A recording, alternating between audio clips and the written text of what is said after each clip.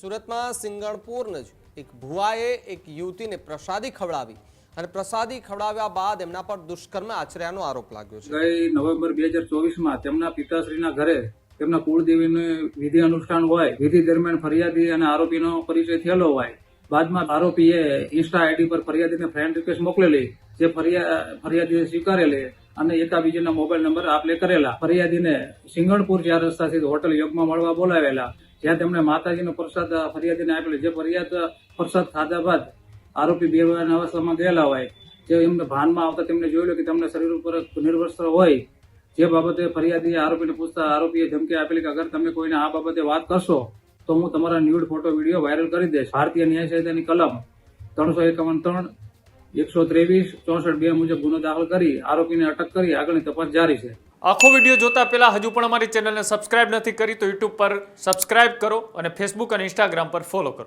સુરતમાં સિંગણપુર નજીક એક ભુવાએ એક યુવતીને પ્રસાદી ખવડાવી અને પ્રસાદી ખવડાવ્યા બાદ એમના પર દુષ્કર્મ આચર્યાનો આરોપ લાગ્યો છે। સુરતના સિંગણપુર વિસ્તારમાં ઢોંગી ભુવા સામે બળાત્કારનો આરોપ સાથે હાલ તો ગુનો નોંધાયો છે। યુવતીને હોટલમાં બોલાવી નશાયુક્ત પ્રસાદી ખવડાવી અને દુષ્કર્મ આચર્યું તો પછી બેભાન હાલતમાં યુવતી પર બળાત્કાર ગુજર્યાની ફરિયાદ નોંધાઈ। આરોપી નરેશ ચૌહાણ સામે યુવતીએ પોલીસ ફરિયાદ નોંધાવી। વર્ષ 2024માં કુળદેવીની વિધિના બહાને બંનેનો સંપર્ક થયો। મોબાઈલ નંબર અને ઇન્સ્ટાગ્રામ મારફતે મિત્રતા કેળવાઈ। ન્યૂડ ફોટા અને વિડીયો વાયરલ કરવાની ધમકી આપ્યાનો પણ આરોપ છે। સિંગણપુર પોલીસે આરોપી ભુવાની ધરપકડ કરી। સોશિયલ મીડિયા પર તેમના વિડીયો અંગે પણ તપાસ શરૂ કરવામાં આવી છે। પોલીસે સમગ્ર મામલે વધુ તપાસ હાલ તો હાથ ધરી છે। ત્યારે આવા ઢોંગ અને ધતિંગ કરતા ભુવાઓ જે છે કે જેઓ દીકરીઓને હવે નથી છોડી રહ્યા, તેમના પર બળાત્કાર કરી રહ્યા છે, એવી ફરિયાદ હાલ તો નોંધાઈ છે। માતાજીના નામે, ભગવાનના નામે તમે એ ધૂણવાના નાટકો કરો છો અને તમારા પર આવા આરોપો લાગે છે તો તમે એ ભુવા કહેવાને લાયક પણ નથી અને તમને થોડી પણ એવી શરમ હોય તો તમારે બધું જ આ મૂકી દેવું જોઈએ। તમે આવા ધતિંગ કરી અને છતાં પણ માતાજી અને ભગવાનના નામ સ્મરણ કરો છો, તમારે આવું ન કરવું જોઈએ। ગંભીર સવાલ તમારા પર છે, કારણ કે તમે જે રીતે આખું કાંડ કર્યો છે, તમારો જે પર્દાફાશ થયો છે, પોલીસે અલગ અલગ રીતે તપાસ કરી અને તમને હાલ તો તમારી ધરપકડ કરી છે। જો તમે સાચા હો ને તમને ખરેખર તમારી માતાજી હોય અને તમને એવું લાગતું હોય કે અમારી માતાજી અમને બચાવી લેશે તો કયો તમારી માતાજીને કે અમે અહીંયા સાચા છીએ, અમે ખોટું કામ નથી કર્યું, તો તમારી માતાજી તમને બચાવી લેશે। પણ જો તમે ખોટા હશો તો તમારી માતાજી પણ તમને નહીં બચાવી શકે, કારણ કે જ્યાં આખી ઘટના બની છે સુરતની અંદર, સુરતની આ ઘટના બનતા આ ભુવા પાસે જેટલા લોકો જતા હતા, પોતાના જીવનનું નિવારણ લાવવા માટે જતા હતા કે ભાઈ અમને અહીંયા ભુવા પાસે ગયા તો અમને આ સારું થઈ જશે, અહીંયા સાજા થઈ જશે, અમારી આ બીમારી છે તેનું દુઃખ દર્દ મિટાવી દેશે, પરંતુ આખી આ ઘટના સામે આવતા ભુવા પર વિશ્વાસ કરનાર એ લોકોમાં પણ અત્યારે ગભરાટ ફેલાય છે કે આવા ભુવા ભરાળાથી દૂર રહેવું પણ સારું જ છે।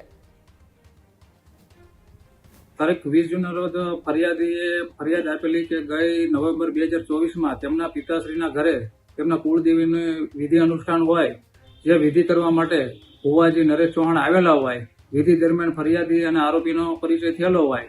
બાદમાં 2 માસ બાદ આરોપીએ ઇન્સ્ટા આઈડી પર ફરિયાદીને ફ્રેન્ડ રિક્વેસ્ટ મોકલેલી, જે ફરિયાદીએ સ્વીકારેલી અને એકાબીજાના મોબાઈલ નંબર આપલે કરેલા।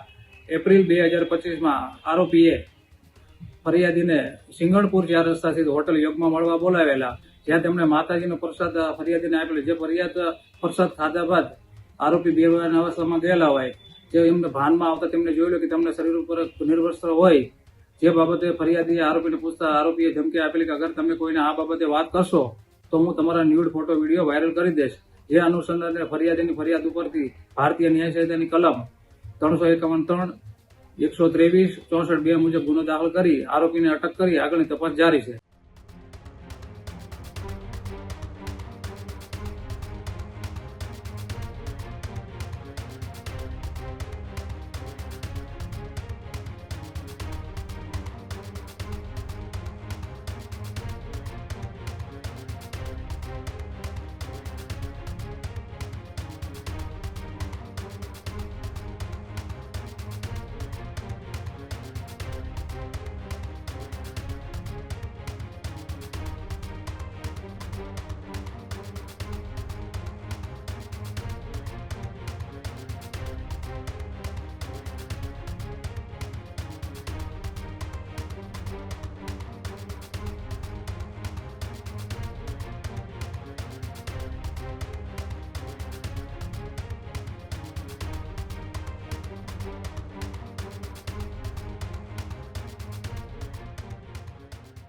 ખેડૂત ભાઈઓ છે એ ખેતરમાં ડ્રોન ઉડાવતા હોય છે ત્યારે આપને એક પ્રશ્ન સતાવતો હોય છે કે જે આપણે અત્યાર સુધી જીપીએસ ટેકનોલોજીવાળા ડ્રોન વાપર્યા છે, જેથી કરીને મોબાઈલ ટાવર છે અથવા તો હાઈ ટેન્શન લાઇન પસાર થતી હોય, કોઈ વૃક્ષો હોય, ત્યારે જે જીપીએસ ટેકનોલોજીવાળા ડ્રોન છે એમાં ટકરાય અને ટ્રેસ થાય છે.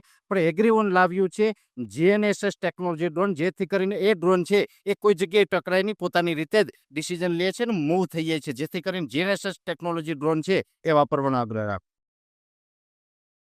હજુ સુધી તમે અમારી ચેનલને સબસ્ક્રાઇબ નથી કરી તો અત્યારે જ ન્યૂઝરૂમ ગુજરાતને સબસ્ક્રાઇબ કરો, ફેસબુક અને ઇન્સ્ટાગ્રામ પર ફોલો કરો.